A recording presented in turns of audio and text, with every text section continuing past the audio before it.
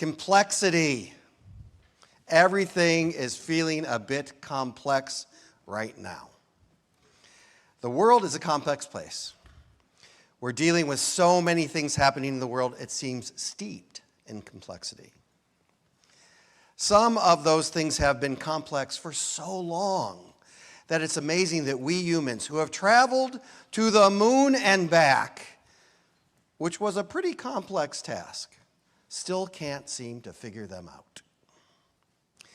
This upcoming Thanksgiving holiday is a good example of the complexity in which we live. I used to think of Thanksgiving in a very Norman Rockwellian way. In other words, the family was gathered around the table. The wonderful smell of turkey was in the air. The pies were cooling on the counter. It was a mental image created when I was a child. It was culture, the practice of my middle-class upbringing. It was a simple understanding of what it meant to celebrate this holiday, of the landing of these wonderful white people on the indigenous people's shore, where they all got together and had a nice meal, and then a lovely parade sponsored by a department store in New York.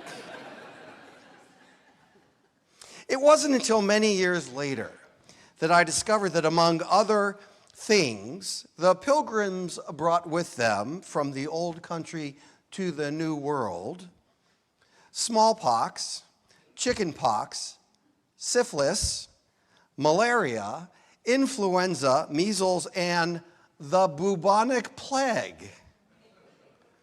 And talk about the simplicity of the Thanksgiving meal. I don't know about you folks, but in most of my Thanksgiving meals nowadays, along with the turkey comes gluten-free vegan stuffing, tofurkey, and the actually delicious tofu pumpkin pie. All this complexity is both accompanied by and made more complicated by all the noise that we must filter through every single day. Pundits, social media influencers, Instagram, Facebook, TikTok, MSNBC, Fox News, I won't ask for a raise of hands, CNN, Friends, Family, The Washington Post, The New York Times, The Fairfax Patch, email threads with an abundance of opinions, and perhaps most importantly, Sunday sermonators, all who have something to say about so many things. The question then becomes, how do I sort through all of this? How do I quiet all that noise and do what I can to find that still small voice inside? The still small voice inside is actually a metaphor for a number of things. Remember, nothing is really that simple. Some think of it as the voice of God. Others find meaning thinking that it's the voice of one's conscience. I like to think of it as my guiding values, what lives in my heart, and the way that I would truly like to live in this world. This is not easy by any stretch of the imagination, but I believe it needs to be done. And I wish I could tell you the best way to do this. There is clearly no one right way, and it's different for everyone. I know it would be great if there were simple answers to sift through the complexity of the noise to find our still small voice. But even if there isn't, that doesn't mean the effort shouldn't be made. There are a lot of strategies that we humans use to get in touch with our still small voice. Some that require solitude, and others that require others. Of course, there's meditation and walking amongst the trees. There's listening to music or undertaking some form of art. For more participatory events, there's classes, group singing, therapy maybe, and even coming to services on a Sunday morning at UUCF. There are all kinds of practices.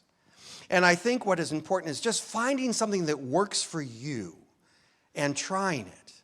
trying to quiet all the noise, trying to find something that will give you an opportunity to listen to you, to what's inside of you, what moves you, what centers you, what helps you live in a way that feels meaningful and powerful.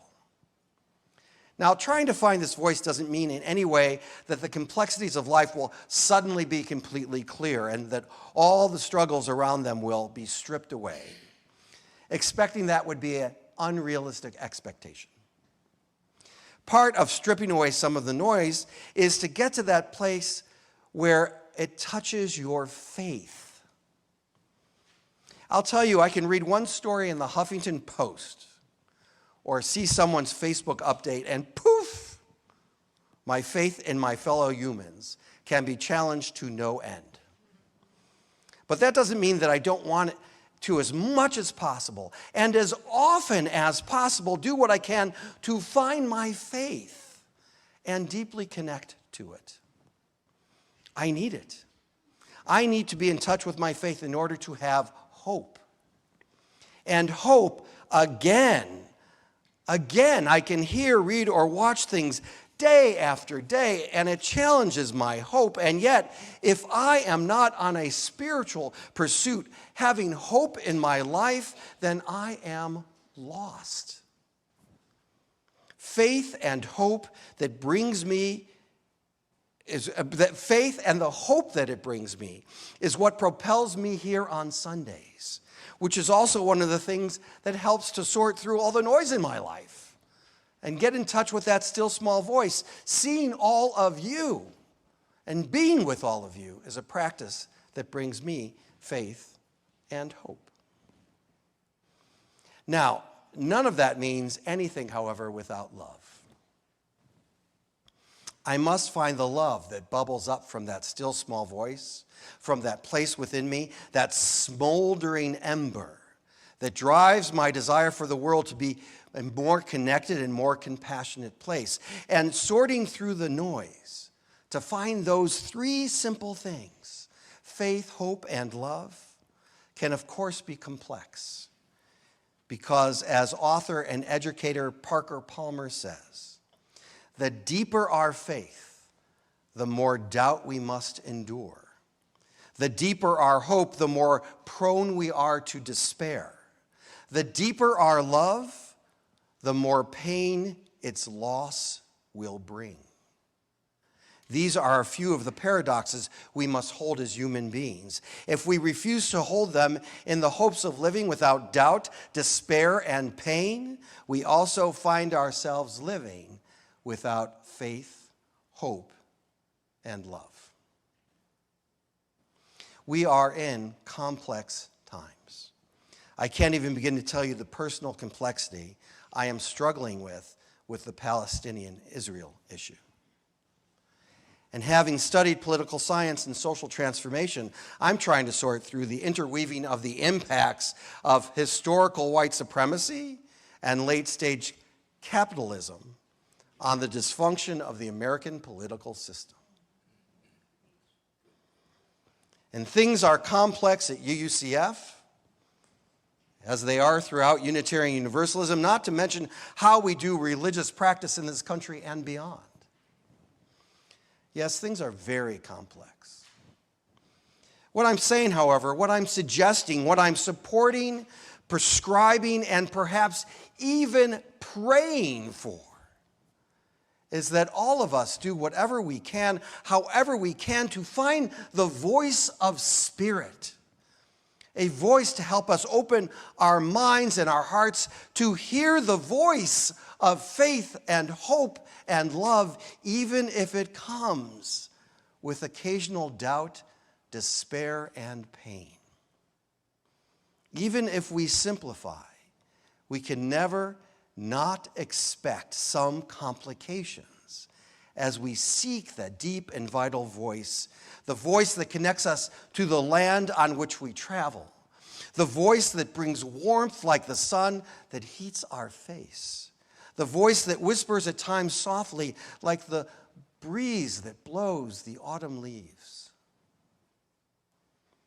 When the arguments are done, when intellectual reasoning has run its course, when the possible solutions have hit a roadblock, there is actually one simple, clear, and unavoidable reality. Our collective lives are, in the end, totally dependent upon each other. So maybe in this Thanksgiving holiday week, with all the complexity it brings, with or without gathering with families of origin or families of choice, or maybe with no family at all, maybe we can find a place to listen to that still small voice, and with love and hope and faith, this voice might still have something powerful to say. May that be so. Happy Thanksgiving and amen.